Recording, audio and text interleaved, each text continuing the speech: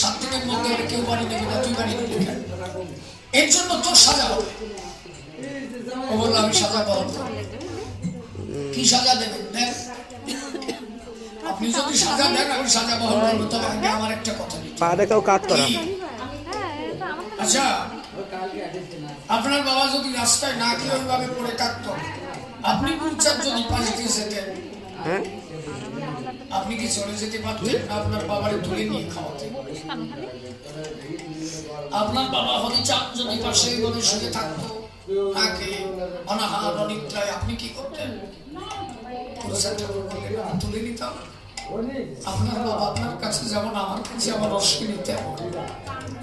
ও যে আমার গুরু, একজন গুরু চারটা গুজারাই করবে, আগে তুই যে আমার অশ্বিনী এত ভালোবাসিস তো আমি ভাবতাম আমার অশ্বিনীরে হয়তো কেউ ভালোবাসে না, কেন তুই যে মনপ্রাণ দিয়ে ভালোবাসিস, আমার কথা নিস, তুই আমার অশ্বিনীকে ভালোবাসিস, আমারে বাঁচতে হবে না, আমি ওর মধ্যেই তোর কাছে যাব। এই জন্য সে যাকে ভালোবাসে মনপ্রাণ দিয়ে ভালোবাসতে হয়, ভালোবাসায় যেন কোনো ঘাটতি না থাকে।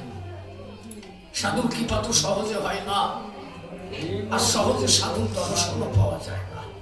তারা বললেন সাধু সেই হয় ও